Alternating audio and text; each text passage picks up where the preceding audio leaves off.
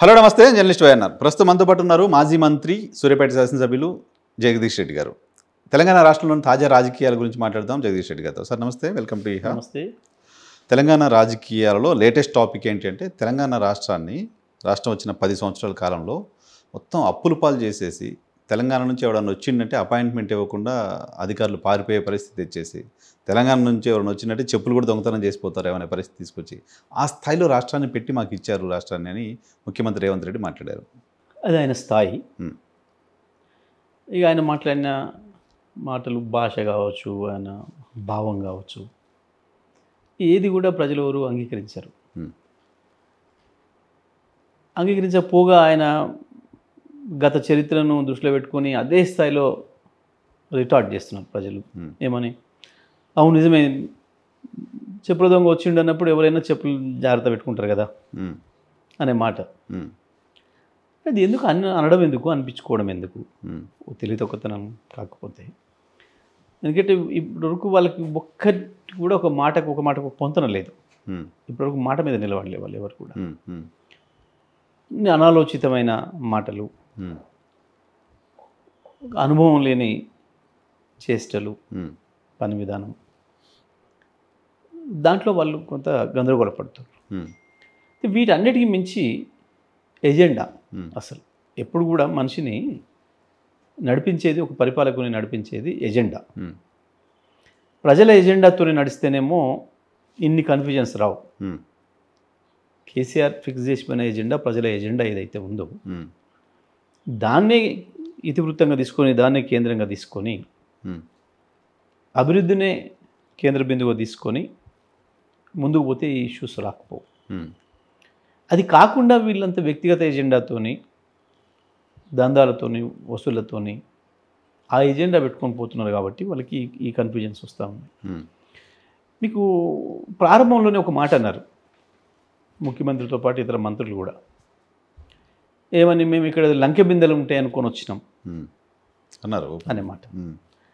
అంటే అది జాలింగా ఇంటెన్షన్ వాళ్ళ ఉద్దేశాలకి, వాళ్ళ జ్ఞానానికి, వాళ్ళ పరిజ్ఞానానికి అదే పెద్ద గీటురాయి. ఎందుకంటే ఏ పిచ్చివాడు కూడా మాట్లాడాడు. రాజకీయాల్లో మినిమం పరిజ్ఞానం ఉన్నవాడు ఎవడు కూడా ఆ మాట మాట్లాడాడు. ఒక చిన్న బీకామ్, బిఏ ఎకనామిక్స్ స్టూడెంట్స్ కూడా మాట్లాడారు అట్లాంటి మాట. వాళ్ళు కూడా ఒప్పుకోరు అట్లాంటి మాటలు మాట్లాడడం అనేది పరిపాలకుడు. ఎందుకంటే మీరు ఎన్నికలకు, ఇవాళ ఉన్న డెమోక్రసీలో ఎన్నికలకు పోయేటప్పుడు ప్రజలకు మేనిఫెస్టో ఇచ్చిపోతారు ఏ పార్టీ అయినా. ఆ మేనిఫెస్టో ఇచ్చేటప్పుడు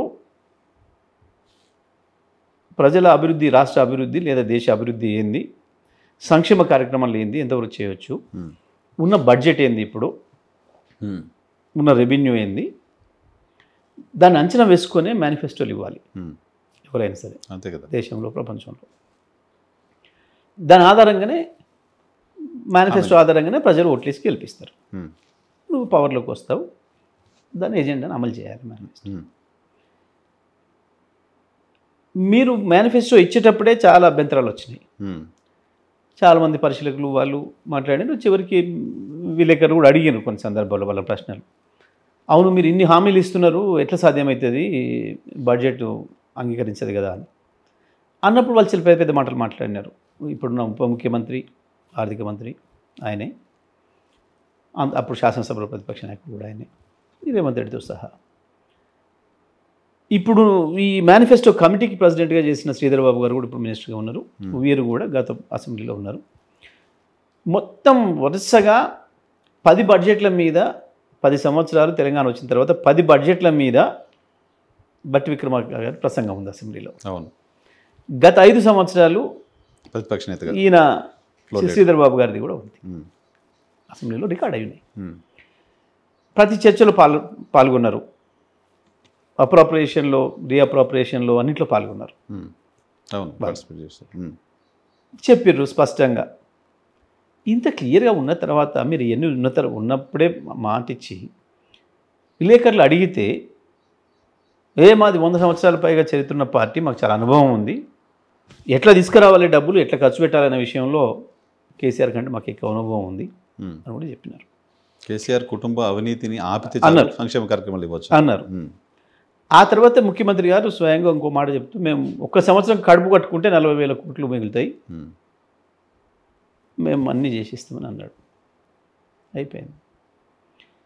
ఇప్పుడు ప్రభుత్వం వచ్చి సంవత్సరంన్నర అవుతుంది, 2 బడ్జెట్లు పెట్టారు వీళ్ళు వచ్చిన తర్వాత. ఇవాళ కొత్తగా నేను పోతే దొంగను చూసినట్టు చూస్తున్నారు, చెప్పులు వేసుకుపోయటం చూసినట్టు చూస్తున్నారు, జేబులు కొట్టడం చూసినట్టు చూస్తున్నారు, బ్యాగులు మోసుకుపోయటం చూసినట్టు చూస్తున్నారు అనే మాటలు మాట్లాడితే ఏమనుకుంటారు ప్రజలు? ఇంత చిల్లర వ్యవహారం అది. వాస్తవానికి ఎక్కడైనా, ఏ రాష్ట్రమైనా, ఏ దేశమైనా బడ్జెట్ను ఏదో పద్ధతిలో మేకప్ చేసి నేను బాగున్నాం, ప్రజలకు ఒక ధైర్యం ఇచ్చేటట్టు, లేదా ఫైనాన్షియల్ ఇన్స్టిట్యూషన్స్కి కూడా ఒక నమ్మకం కలిగించేటట్టు చేసి వాళ్ళ బుక్స్ ఆ రకంగా మేకప్ చేసి లోన్స్ తెచ్చుకునే ప్రయత్నం చేస్తారు గవర్నమెంట్. కానీ ఇప్పుడు అంగి చింపేసుకొని పోయి నాకు బట్టలు దొరుకుకోవడానికి దిక్కు లేదు అప్పేమని పోతే ఎవడన్నా లోపల రానిస్తాడా?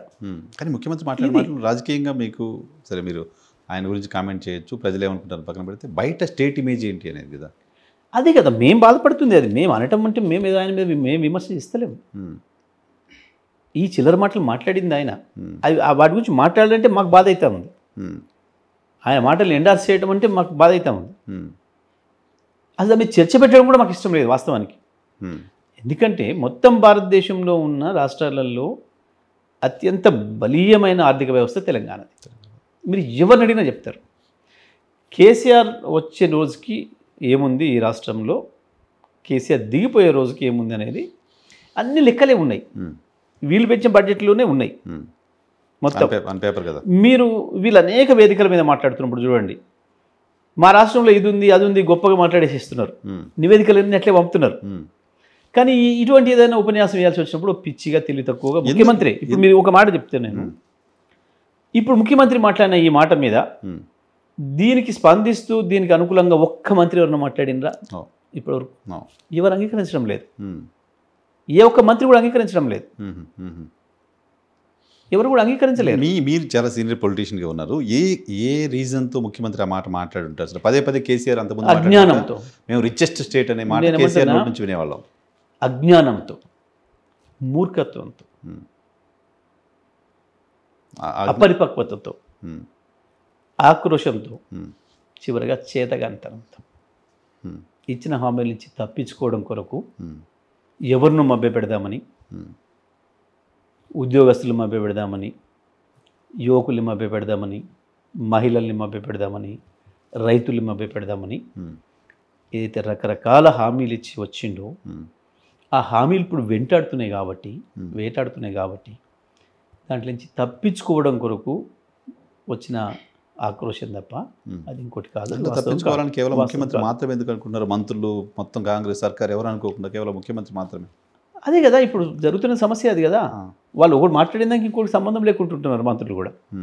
ఒక మంత్రి ఒకటి, ఒక మంత్రి ఒకటి, ఒక మంత్రి ఒకటి. ఉదాహరణకు మీ అందరి సాక్ష్యం, రైతు బంధు విషయంలో, రుణమాఫీ విషయంలో ఇప్పటి వరకు కూడా ముఖ్యమంత్రి మాట్లాడేదానికి మంత్రులు మాట్లాడడానికి పొంతనే లేదు. ముఖ్యమంత్రిది ఒక స్టేట్మెంటు, ఆర్థిక మంత్రిది ఒకటి, వ్యవసాయ శాఖ మంత్రిది ఒకటి, ఇరిగేషన్ శాఖ మంత్రిది ఒకటి, రకరకాల పద్ధతుల్లో వస్తున్నాయి స్టేట్మెంట్లు మనం చూస్తున్నాం. ఈ ప్రభుత్వమే గట్లా ఒక గందరగోళంలో నడుస్తుంది. దానికి ఒక పద్ధతి లేకుండా ఒక గందరగోళమైన పరిస్థితిలో నడుస్తూ ఉంది. స్టేట్ పరిస్థితి ఏంటి సార్ బయట? రేపు పొద్దున ఒకసారి ఒక ఇమేజ్ నరసింహరావు గారు ఏంటంటే విషయం, ముఖ్యమంత్రి మాట్లాడింది ఎంత బాధ్యతారాహిత్యమైంది, ఎంత మూర్ఖత్వంతో మాట్లాడింది అనే దానికి కొద్దిగా ఆర్థిక విషయాలు తెలిసిన ఏ ఒక్కరు కూడా అసహించుకుంటున్నారు. ఇదేంది అని చెప్పి ఈవెన్ కాంగ్రెస్ మంత్రులు, కాంగ్రెస్ ఎమ్మెల్యేలతో సహా ఆర్థిక వ్యవహారాలలో అనుభవం ఉన్న వాళ్ళు, దాని గురించి మాట్లాడేవాళ్ళు, లేదు సొంత బడ్జెట్లు చేసుకునే వాళ్ళు. ఉదాహరణకు ఒక ఇండస్ట్రీ ఒక బడ్జెట్ రూపకల్పన చేసుకొని పోతాడు, ఒక ఇన్ఫ్రాస్ట్రక్చర్ కంపెనీ, ఒక రియల్ ఎస్టేట్ కంపెనీ, ప్లానింగ్ ఉంటుంది. దేనికైనా ఒక ప్లానింగ్ కూడా ఒక బడ్జెట్ చేసుకొని పోతారు ఎవరైనా ఇండివిజువల్గా. అసలు ఒక ప్రాజెక్ట్ కొత్త పెట్టాలనుకున్న ఒక డిపిఆర్ చేస్తాడు, చేసి బ్యాంకుకి సబ్మిట్ చేసుకుంటాడు, చేస్తారు బడ్జెట్ రూపకల్పన చేసుకొని కొన్ని నాది నా దగ్గర ఇంత ఉంది క్యాపిటల్ అమౌంట్, ఇగో ఈ ప్రాజెక్ట్కి ఇంత అవుతుంది, మీరు ఇంత ఇస్తే ఇగో ఇంతకాలంలో ఇది ప్రారంభం అవుతుంది, దీని నుంచి ఇంత ఇన్కమ్ జనరేట్ అవుతుంది, ఇగో నేను మీకు మీ ఫండింగ్ ఏజెన్సీకి మీకు ఇంత నెల కడతా, ఇగో మాకు ఇంత ఖర్చులకు వస్తుంది, ఇగో ఇంత దీని మీద ఇన్కమ్ మిగులుతుంది నాకు ఇది అని చెప్పి లెక్కలు చూపించి తెస్తారు. ఇట్లా ఏ ఒక్కరు కూడా ఈ మాత్రం ఆర్థిక పరిజ్ఞానం ఉన్న ఏ ఒక్కరు కూడా ఈయన మాట నాకు ఎక్కించడం లేదు. పైగా అసహించుకుంటున్నారు. ఎవడు కూడా మాట్లాడి ఇంత దివాల్పూర్ మాటలు అని చెప్పి. ఇంకొకటి ఎంత కాంట్రడిక్షన్ ఉంది ఆయన మాటలోనంటే, ఒక్క సంవత్సరం 4 నెలల్లో 1,55,000 కోట్ల అప్పు తెచ్చినాం. డైరెక్ట్ ప్రతి మంగళవారం ఆర్బీఐ దగ్గర నుంచి బాండ్స్ తెచ్చినాం. మళ్ళీ అప్పు దొరకలేదు, ఇంకెన్ని ఇస్తారు నీకు? అసలు ఒక మాట, ఇప్పుడు వాళ్ళు ఎంతకాలం ఏడ్చింది ఏమేందంటే కేసీఆర్ అప్పు చేసిపోయాడు. మరి నువ్వేం చేస్తున్నావు? అప్లై చేస్తున్నారు. కేసీఆర్ అప్పు చేసిపోయాడు, నువ్వు అప్పు లేకుండా నడపాలి కదా. అప్పులు ఇవ్వట్లేదు అనేది ఎక్కడ? అప్పు లేకుండా నడిపి నువ్వు కేసీఆర్ మీద విమర్శ చేస్తే ప్రజలు అర్థం చేసుకుంటారు, మేము కూడా అర్థం చేసుకుంటాం, కేసీఆర్ కూడా అర్థం చేసుకుంటాడు. అబ్బారే నాకు చేరాలేదురా నిజమే, అరే ఈ పిల్లగాడు భలే చేస్తుండు, నాకు తెలియ ఉపాయం అని అనుకుంటారు. కేసీఆర్ కూడా అనుకుంటుండే నిజమే కదా, బాగా చేస్తున్నారు వీళ్ళు, అదే మనం ఎందుకు పొరపాటు చేస్తే అనవసరంగా అని అనుకుందాం. మరి నువ్వు 1,50,000 కోట్ల అప్పు తెచ్చి ఏం చేసినావో కూడా లెక్కలేదు. మేము తెచ్చిన అప్పుకు ప్రతిదానికి అసెట్ ఉంది. మీరు తెచ్చిన అప్పుల్లో ప్రతిదానికి అసెట్ ఉంది. తెచ్చిన 1,50,000 కోట్లు 60,000 కోట్లు మీరు తెచ్చిన అప్పులకు సంబంధించిన వడ్డీలే కట్టామని చెప్తున్నారు. మేము కూడా అంతే కట్టుకుంటూ వచ్చినాం కదా. మరి మేము వచ్చే నాటికి నాకు 80,000 కోట్ల అప్పుతో ఇచ్చిన మీరు 80,000 కోట్ల అప్పుతోని 86,000 కోట్ల అప్పుతోని రాష్ట్రం వచ్చింది. కొత్త రాష్ట్రం, ఇల్లు సంసారం దిక్కే లేదు. అయ్యాల ఆదాయం 60,000 కోట్ల లోపు ఉంది. బడ్జెట్ అంతే కదా ఉంది. మరి వాళ్ళ కేసీఆర్ వచ్చిన తర్వాత తెల్లారి నుంచి అప్పే ఉంది కదా, ఆ అప్పు అయితే కట్టుకుంటూ రావాలి కదా. ఒకవైపు అప్పు కట్టుకుంటేనే డెవలప్మెంట్ చేసుకుంటేనే ఆదాయాన్ని పెంచుకుంటూ వచ్చినాం కదా. రాష్ట్ర ఆదాయం పెరిగింది కదా. 60,000 కోట్ల నుంచి 2.5 లక్షల కోట్లకు ఆదాయం తీసుకొచ్చినాం. బడ్జెట్ రాష్ట్ర ప్రభుత్వం బడ్జెట్ ఆ లెవెల్లో పెరిగింది, ఆదాయం పెరిగింది, బడ్జెట్ కూడా ఆ లెవెల్లో రూపకల్పన జరిగింది. ప్రజల ఆదాయం పెరిగింది. ప్రజల ఆదాయం 1,12,000 రూపాయల నుంచి సంవత్సరానికి 3.5 లక్షలకు వచ్చింది. తలసరి ఆదాయం పెరిగింది. మరి ఇప్పుడు నువ్వు వచ్చినాక ఏం జరిగింది? రాష్ట్ర ప్రభుత్వ ఆదాయం తగ్గింది. 15,000 కోట్లు తగ్గిందని కాకు చెప్పింది. అవును. అంటే ఏంది? నువ్వు వచ్చి తిరోగమనలు తీసుకుపోయినావు, నువ్వు వచ్చి ఈ రాష్ట్రాన్ని లూటీ చేస్తున్నావు. మీ పాయింట్ ఆఫ్ వ్యూలో ఆదాయం తగ్గడానికి రీజన్ ఏంటి సార్? దోపిడీ. ఎవరు దోపిడీ? ముఖ్యమంత్రి, మంత్రులు వచ్చే దోపిడీ. కింద వాళ్ళ తాబేదారులు, వచ్చే ఆదాయం కొద్దిమంది ఎమ్మెల్యేలు కావచ్చు. ఏంది? వచ్చే ఆదాయాన్ని గండి కొడుతున్నారు. రాష్ట్ర ప్రభుత్వం జేబులోకి రావాల్సిన ఆదాయం వాళ్ళ వ్యక్తిగత వాళ్ళ జేబులోకి పోతుంది. దానివల్ల నష్టం జరుగుతుంది. ఇప్పుడు మైన్స్ నుంచి వచ్చిన ఆదాయం మేము వచ్చే నాటికి 10 కోట్లు ఉండేదని 2,000 కోట్లు చేసినాం. మైన్స్ నుంచి వచ్చిన ఆదాయం ఇప్పుడు తగ్గిపోయింది. మైన్స్ ఆదాయం తగ్గిందా? ఇప్పుడు తగ్గింది కదా. మైన్స్ ఆదాయం తగ్గింది, ఎక్సైజ్ ఆదాయం తగ్గి, ఎక్సైజ్లో 0 దందా లేకుండా అమ్మిన ప్రతి దానికి రూపాయి ప్రభుత్వానికి వచ్చింది. ఇవాళ పోయింది. ఓకే. దానివల్ల తగ్గింది. అంటే మీ జేబులోకి పోయింది. ప్రభుత్వ రెవెన్యూకు వచ్చి ప్రజలకు ఉపయోగపడవలసిన డబ్బులు వీళ్ళ జేబులలో పోతున్నవి. దానివల్ల ఆదాయం తగ్గింది. రాష్ట్ర ప్రభుత్వ ఆదాయం తగ్గింది కాబట్టి అప్పు దొరకలేదు, నెగిటివ్లోకి పోతుంది అని చెప్పి ఫండింగ్ ఏజెన్సీలకు అర్థమైంది. గ్రోత్ లేదు, డౌన్ఫాల్ ఉంది. విషయం ఇది. అసలు లాజిక్ ఏంటంటే ఆయన ఏడుపుకు కూడా కారణం మొన్నటి వరకు బాగానే ఇచ్చాను. ఎందుకంటే పెరుగుకుంటూ వచ్చింది మంచిగా, మంచి ఆర్థికంగా సౌష్ఠవంగా ఉన్న రాష్ట్రం కాబట్టి, పరిపుష్టితో ఉన్న రాష్ట్రం కాబట్టి, కేసీఆర్ మీద విశ్వాసం కూడా ఉంది కాబట్టి రైజింగ్లో ఉంది, వచ్చింది. అప్పులు కూడా ఇచ్చుకుంటూ వచ్చారు. బ్యాంకులో పోటీపడి వచ్చి అప్పులు ఇచ్చినాయి. చూడ్రి, కేసీఆర్ ఉన్ననాడు బ్యాంకులు పోటీపడి అప్పులు ఇవ్వడానికి వచ్చినాయి.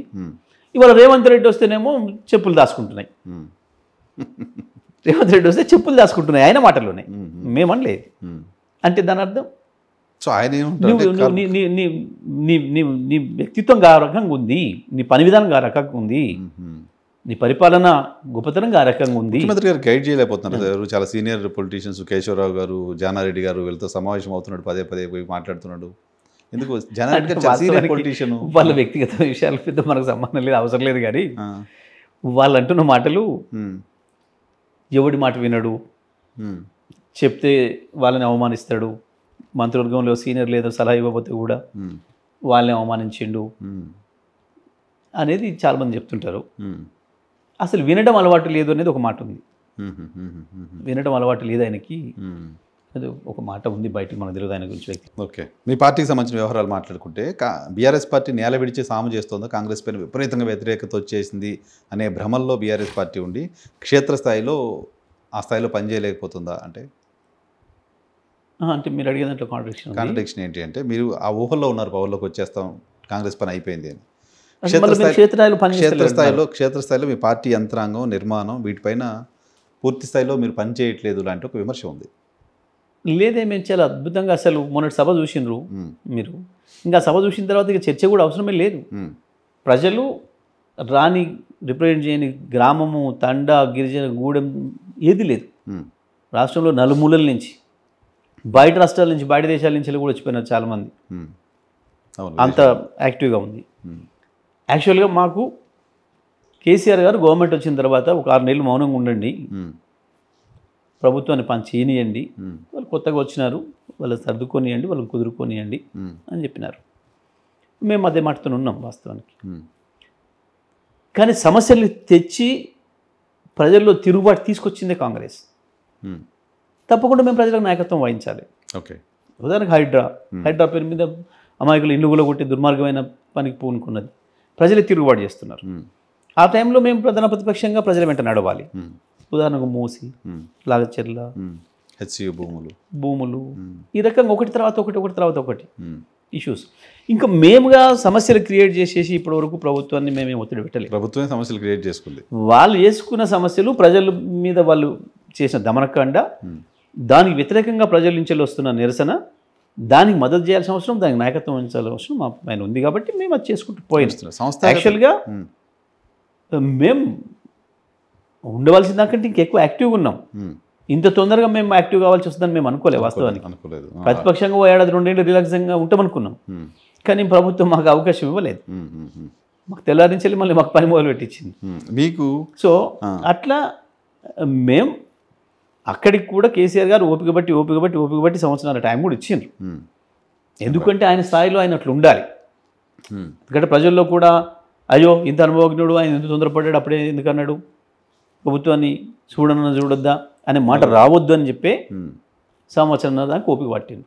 మొన్న మొదటిసారి లక్షలాది మంది సభలోనే గలం విప్పాను, ఈ ప్రభుత్వం పైన తన అభిప్రాయం మీద చెప్పాను.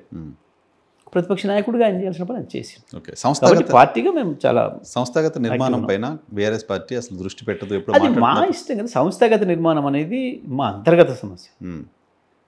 దాని మీద మాట్లాడితే, మా వాళ్ళు ఎవరన్నా మాట్లాడితే అప్పుడు చర్చ అవుతుంది.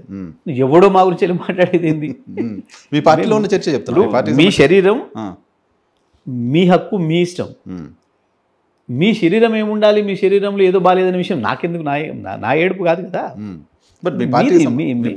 మా పార్టీకి సంబంధించి మాది ఎట్లా ఉండాలి, నిర్మాణం ఏంది, మంచి చెడు ఏంది మేము చేసుకుంటాం. మేము ఎట్లా ప్రిపేర్ కావాలి దానికి అనేది మాకు తెలుసు. ఉందా అసలు ఆలోచనలో ఉన్నారా? బీఆర్ఎస్ పార్టీ ఆలోచనలో ఉంది కదా, మాకు ఎందుకు లేదా? అన్ని సిస్టమ్ ప్రకారం ఉన్నాం మేము. మిగతా పార్టీల కంటే మేమే సిస్టమ్ ప్రకారం ఉన్నాం. ఎక్కడుంది ఏముంది, కాంగ్రెస్కి ఏం నిర్మాణం ఉంది, బీజేపీకి ఏముంది, ఇంకోటికి ఏముంది, అందరికీ ఏముండాలో అదే ఉంటుంది. మా పార్టీకి, మా పార్టీ మేనిఫెస్టో ప్రకారం, పార్టీ కాన్స్టిట్యూషన్ ప్రకారం ఎట్లుండాలో అట్లా ఉన్నాం. మేము రేపు అక్టోబర్లో మాకు మళ్ళీ ఎలక్షన్ కావాలి, ప్రెసిడెంట్ ఎలక్షన్. ఈ లోపల మెంబర్షిప్ పూర్తి చేసుకోవడం, కానీ తర్వాత గ్రామ కమిటీలు వేసుకోవడం, తర్వాత మండల కమిటీలు వేసుకోవడం, జనరల్ వార్డు పెట్టుకుని ప్రెసిడెంట్ ఎన్నుకోవడం, ఇదంతా కూడా పార్టీ కాన్స్టిట్యూషన్ ప్రకారం జరుగుతుంది. ముందే చెప్పారు కేసీఆర్ గారు, అదే జరుగుతుంది. సో మీ పార్టీకి సంబంధించి ముఖ్యమంత్రి రేవంత్ రెడ్డి గారే మాట్లాడుతున్నమాట, వరంగల్ సభలో హరీష్ రావు గారిని పక్కన పెట్టేశారు. హరీష్ రావు కేటీఆర్ మధ్య విభేదాలు పక్కనే ఉన్నాం మేము అందరం. హరీష్ రావు కొత్త పార్టీ పెట్టబోతున్నారు, అందరం కూడా పక్కనే ఉన్నాం. విభేదాలు ఉన్నాయా? నిజమా? వరంగల్ సభలో అందరం కూడా కేసీఆర్ పక్కనే ఉన్నాం.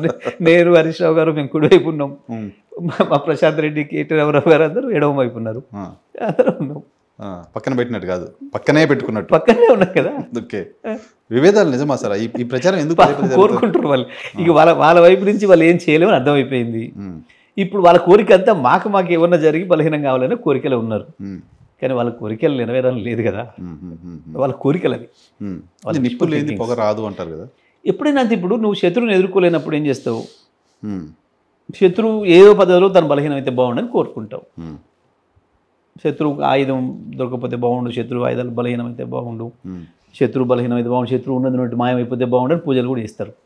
సో అట్లా ఇప్పుడు కోరుకుంటారు వాళ్ళకి. ఇప్పుడు చివరికి ఇప్పుడు గిద్ద దొరికింది, ఇక ఇంకేం లేదు. ఇప్పుడు కాస్త దీని మీద ఆయన కావచ్చు, ఆయనకు అనుకూలమైన సోషల్ మీడియా కావచ్చు, ఇతర మీడియా కావచ్చు, కొద్ది రోజులు నడుపుతారు. ఏముంటుంది, క్షణికానందం. సో నిప్పు లేదు పొగరాదు అంటారు. నిప్పు లేదు పొగలేదు, మస్తు వస్తాయి రాజకీయాల్లో నిప్పులు పొగలు ఇవన్నీ పుడితే పెట్టిస్తారు, వస్తాయి అన్నీ నిలబడ. నిన్న మన కేటీఆర్ గారు హరీష్ రావు గారు ఇంటికి వెళ్ళి ఆయన కలవడం అది కూడా పెద్ద తప్ప. ఏదో ఉండబట్టే 10 సార్లు కేసీఆర్ ఇంటికి కేటీఆర్ ఇంటికి హరీష్ రావు వస్తున్నాడు, ఓసారి పోవాలి కదా. ఈ 10 ఏళ్లలో ఎప్పుడు పోయాడు, అదేం లేదు, అట్లేం లేదు. 10 ఏళ్ళు పోకపోవడం అనేది ఏముంది. చాలాసార్లు మీడియాలో వస్తున్న వార్తలు ఏంటంటే చాలాసార్లు కలిసిపోయినాం. హరీష్ రావు అంటే ప్రతిరోజు మీడియాలో చెప్పిపోతారా ఏందిగా, ఏడిపోయేది ప్రతి నిమిషం చెప్పాలన్నా ఏంది. ఆయన మా లీడర్లో మేము ఒకరింటికి ఎవరు పోతే మా వార్త ఏందండి, ఎవడన్నా ఓ రేవంత్ రెడ్డి ఇంటికో ఇంకొక అడికో పోయినట్టు అది వార్త అవుతుంది. టీఆర్ఎస్ ఇంటికి పోతే కూడా వార్త.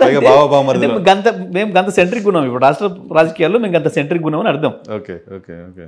ఎందుకంటే జగదీష్ రెడ్డి హరీష్ రావు ఇంటికి పోతున్నాం, జగదీష్ రెడ్డి కేటీఆర్ ఇంటికి పోతున్నాం, కేటీఆర్ జగదీష్ రెడ్డి ఇంటికో, కేటీఆర్ హరీష్ రావు ఇంటికో, హరీష్ రావు జగదీష్ రెడ్డి ఇంటికో, కేటీఆర్ ఇంటికి పోతున్నాం వార్త అంటే, లేదా మేము కేసీఆర్ దగ్గరికి పోతున్నాం వార్త అంటే ఏం. సో అంత ఫోకస్ ఉన్నారు, అంత ఫోకస్ ఉంది మీ పైన ప్రజలకు, మీడియాకి. మేము మైండ్లు మావి ఎవరైనా ఒకటి, దానికి ఎందుకు దానికి కూడా వార్త అంటే ఓకే వార్తలు కావాలని చెప్పి రాసుకుంటే మాకేం అభ్యంతరం లేదు. జస్ట్ బట్ ఇటువంటి కోరికలు మాత్రం నెరవేరవు. వాళ్ళ కోరిక నెరవేరు. ముఖ్యమంత్రి గారు చాలా స్పష్టంగా చెప్పారు, హరీష్ రావు గారే చెప్పిండ్రు. అవును, కేటీఆర్ మేము కూడా చాలా సందర్భాల్లో మేము కూడా చెప్పినాం, ఎవరు మీకు పార్టీలో అంటే party president KCR, working president KTR, ఆ తర్వాత అందరం ఉన్నాం. సింపుల్. ఇంకా దీంట్లో వేరే చర్చ ఏముంది. సీనియర్లు ఉంటారు, ప్రతి పార్టీ కూడా అట్లా సీనియర్లు ఉంటారు. ఆ విషయం హరీష్ రావు గారే చెప్పారు స్వయంగా. అవును, తప్పకుండా మాకు నాయకుడు కేసీఆర్, వర్కింగ్ ప్రెసిడెంట్ కేటీఆర్తో కలిసి వారి కింద పనిచేస్తామని చెప్పి వారే స్వయంగా చెప్పారు కదా. మీ చర్చ ఎందుకు వేరే వాళ్ళకు.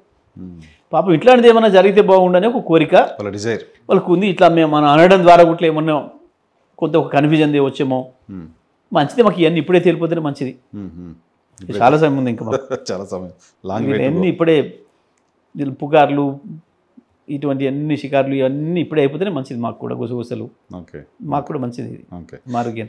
Okay sir, Bharatiya Janata party నుంచి ఏమైనా ప్రమాదాన్ని ఊహిస్తున్నారా మీరు? అది ఒక పార్టీగానే స్థిరపడదు తెలంగాణలో. అసలు పెద్ద చర్చనీయాంశమే కాదు భారతీయ జనతా పార్టీ అనేది తెలంగాణలో పెద్ద చర్చనీయాంశం కాదు. అది ఒక్కొక్కసారి ఇట్లా గాలికి ఇట్లా వస్తుంది పోతుంది. గతంలో కూడా చాలా పార్లమెంట్ సీట్లు వచ్చినాయి ఒకప్పుడు, చాలా ఏళ్ళ కిందమే. ఇట్లా వస్తుంది పోతుంది ఒకసారి గాలికి, అంతే తప్ప తెలంగాణ ప్రజల ఆలోచనల విధానానికి బీజేపీ పార్టీకి సూట్ కావు. అది ఒక్కొక్క సందర్భంలో ఒక్కొక్క పార్లమెంటుకు ఒక్కొక్క వ్యక్తి ఇన్ఫ్లుయెన్స్ ఉన్నప్పుడు అట్లా వస్తుంది పోతుంది. వాజ్పేయి గారి ఇన్ఫ్లుయెన్స్ ఉన్నప్పుడు ఒకసారి వచ్చింది పోయింది, మళ్ళీ ఇప్పుడు మోడీ ఇన్ఫ్లుయెన్స్ ఒకసారి వచ్చింది పోయింది, అంతే ఏముండదు. ఎందుకంటే మోడీనే ఫెయిల్ అవుతున్నాడు, 4 నుంచి 8 అయ్యారు పార్లమెంట్, మోడీనే ఫెయిల్ అవుతున్నారు కాబట్టి ఇంకా దానికి ఇక్కడ లేదు, ఫుటేజ్ రాదు. తెలంగాణలో ఈటెల రాజేంద్ర గారు లాంటి వాళ్ళు. ఇంకోటి ఏంటంటే వాళ్ళు ఇప్పుడు ఈ సంవత్సరం పని విధానం చూసిన తర్వాత కూడా అసలు ఈ ప్రజల్లో దానిపైన ఏమాత్రం భ్రమలు వచ్చే అవకాశం కూడా లేదు. ఈ పుల్వామా దాడులు, దేశవ్యాప్తంగా పాకిస్తాన్తో యుద్ధం తరహా అయిపోయింది, దాంట్లో కూడా ఫెయిల్ అయిపోయారు కదా పాపం. ఆయనతో కూడా వీకింది, అవున క్రేజ్ కూడా పోయింది. పోయి ఎవడి ముందో మోకరిల్లి ఈ మనం యుద్ధం ఆపేసినాం అనే విషయం ట్రంప్ ప్రకటించి దాని తర్వాత ఆయనతో గౌరవం కూడా పోయింది. వీళ్ళు ఇంతకాలం ఏదో మేము జాతీయవాదం బీజేపీ అంటేనే భారతదేశం అని చెప్పి వీళ్ళు ఏదైతే సృష్టించుకునే ప్రయత్నం చేసినారో అవన్నీ కూడా ఒక్కటే దెబ్బకు పటాపంచలేండి. అది వాళ్ళ పని విధానంతో పోగొట్టుకున్నారు.